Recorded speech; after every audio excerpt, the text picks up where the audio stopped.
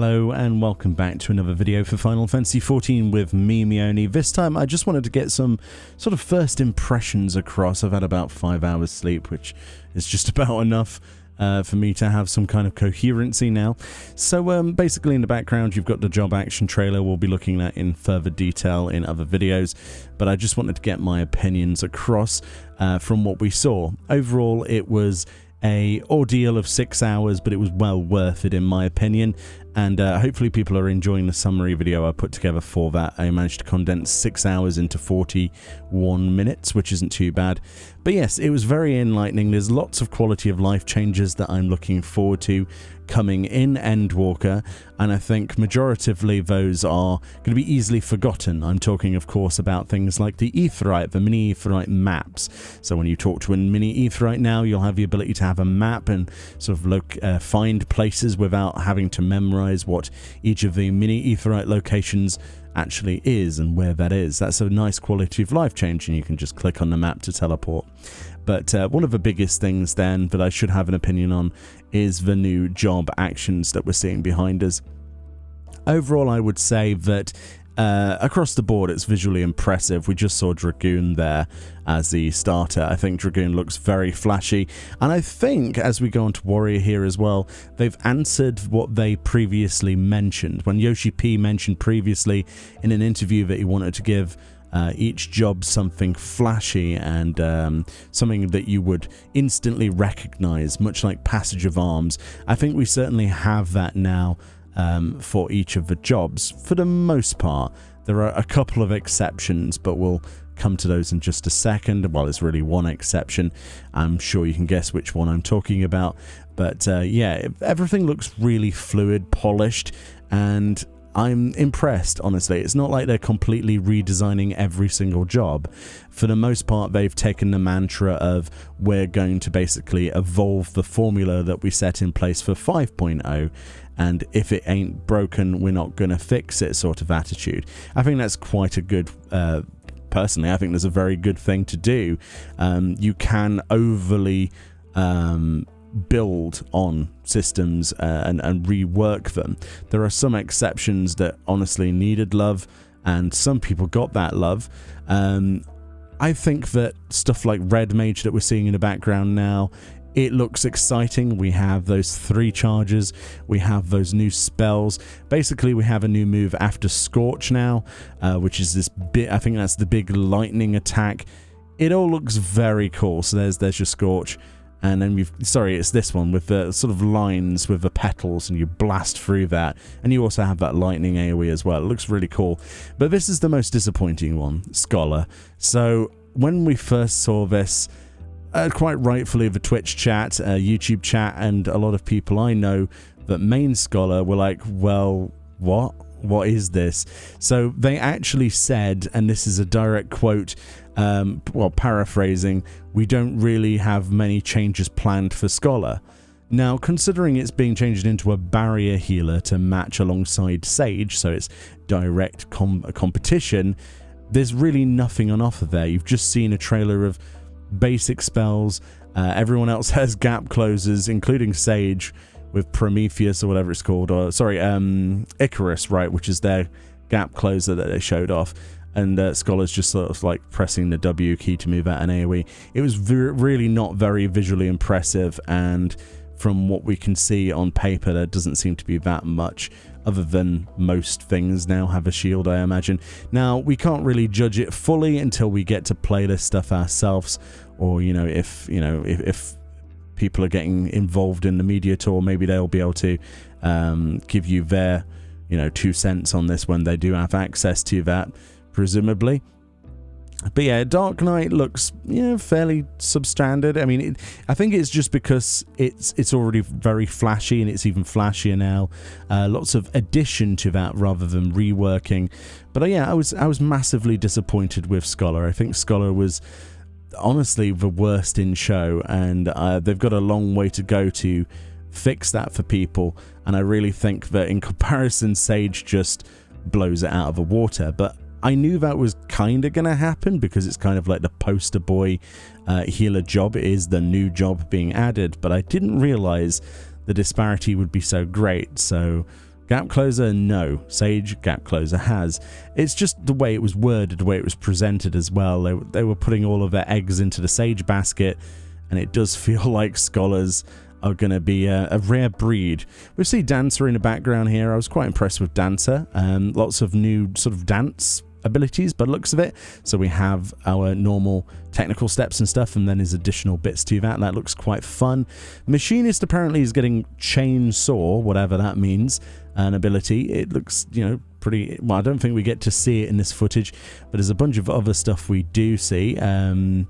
Yeah, we get, Reconstruction on a charge of 2 now. It looks visually impressive. Machinist is currently quite good in the game. We get like a shotgun ability as well, and a couple of other abilities, as you can see here. Very flashy, and I would imagine it's still going to be putting out an absolute ton of DPS. I don't know, how much more can you add to a Machinist? I think it is just an evolution, a direct evolution, so they're really sticking to the guns there. It didn't need a rework. I think Machinist is a much better situation as it is in Endwalker and Shadowbringers than it ever was before that, and I think many people would agree with that. When we come to stuff like Gunbreaker, there was a little bit of a worry from me personally, predominantly because they're turning a lot of the abilities into combo actions.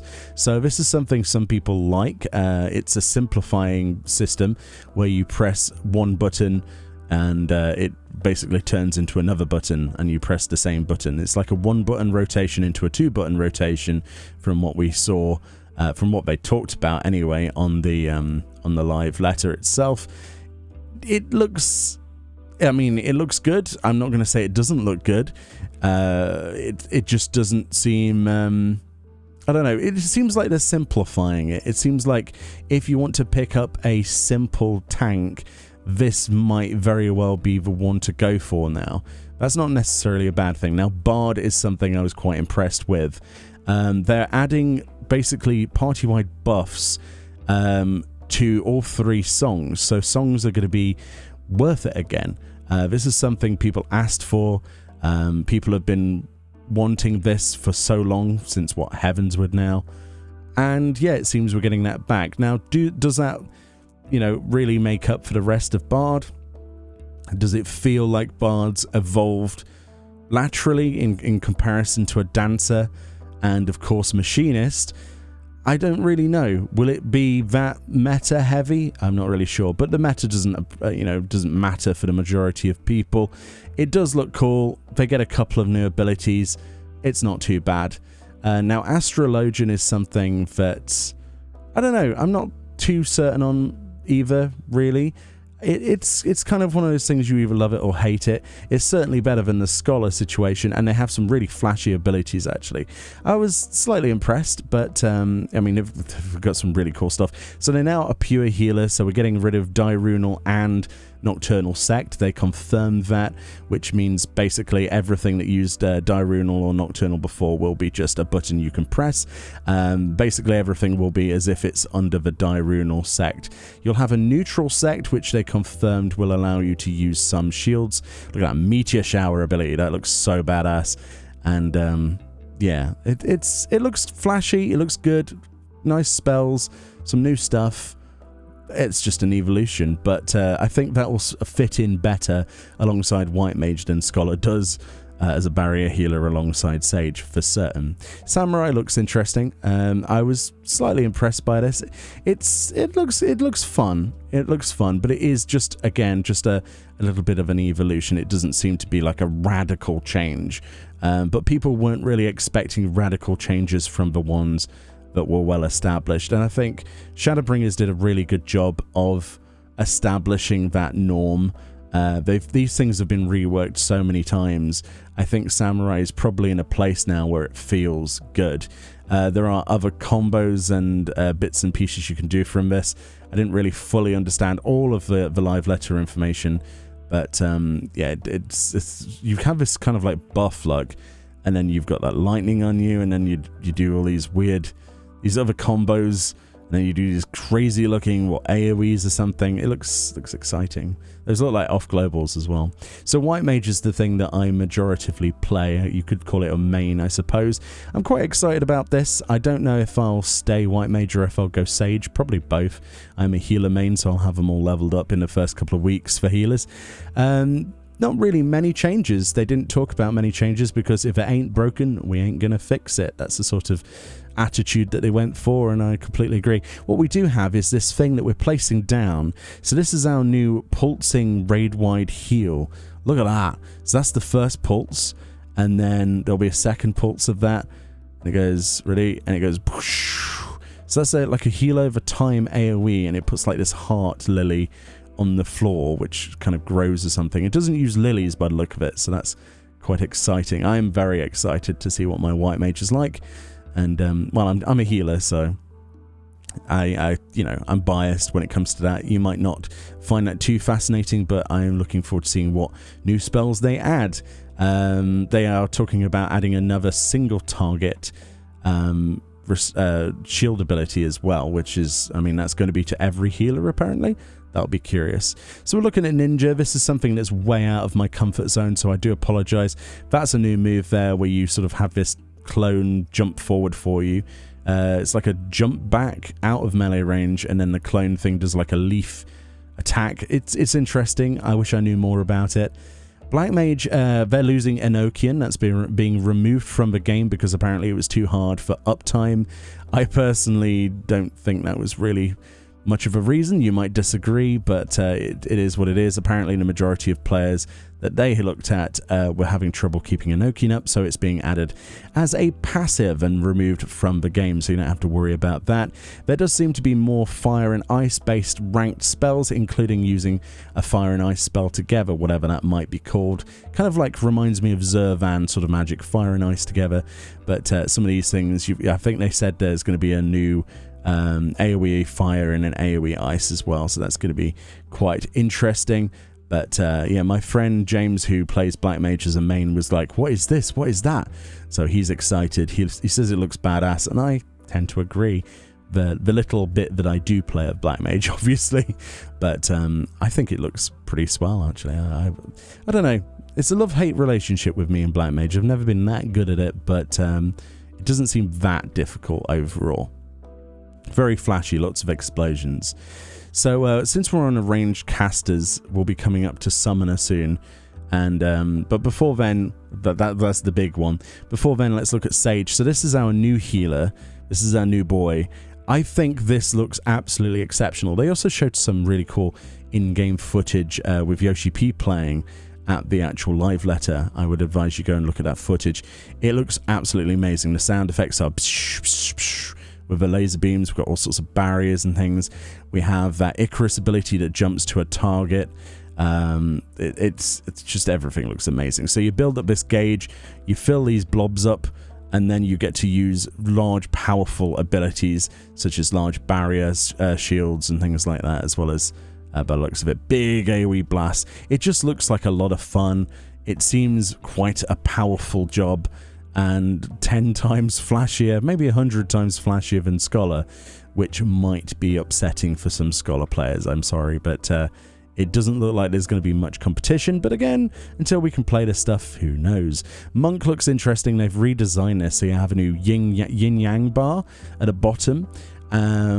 Basically what happens now is you have Astral and Umbral. That's basically what it is, and you get this basically this perfect balance, which allows you to use different abilities. You also have this ability to charge between enemies. This is on a charge of 3, I believe, so you can go charge, charge, charge. This you can also use on friendly targets apparently as well, so if you wanted to better position yourself to a healer or something, or get out of an AoE, you can actually use a charge. So it's basically ethereal manipulation for a monk, just actually quite a bit better. So there's that. Now we're on to Summoner. Now this is the big one. So basically how this works now is that you're trying to enkindle your Bahamut, and then after you use Bahamut, you have the unlock of 3 not eggies but actual summons. So they're turning Summoner into a summon, into an actual summoner rather. So now you see the red, the yellow, and the green. Let's press the green first, which is summoning actual Garuda. This enhances the abilities that the player uses whilst they have that particular summon out. So everything there you see, look, is wind related damage, AoEs and such. So it's empowered with wind, and this is on charges. As you can see, we get 4 charges for Garuda. We have 4 charges for Titan as well, and I believe 2 for Ifrit. So there's that, as you can see as we go through this. They've removed all dots from Summoner. Summoner will no longer have dots. That's, I mean, me personally, I think that's fantastic. Less dot management. So as you can see, we've summoned Titan now, and now we have rock-based attacks. It seems to be like a combo system. We have 4 of these of Explosion Rock and then slapping rocks together. Explosion Rock and then slapping rocks together. It looks very cool. And then finally, of course, we have ourselves the Ifrit there, which empowers us to do fire damage. So each of these things, when you summon it out, does basically a large scale damage attack from that primal, and then it empowers your abilities. Ifrit for some reason only has 2 charges, the rest have 4. It does look pretty powerful, and you have a gap closer with a melee follow-up, as you've just seen to that totem. That looks amazing.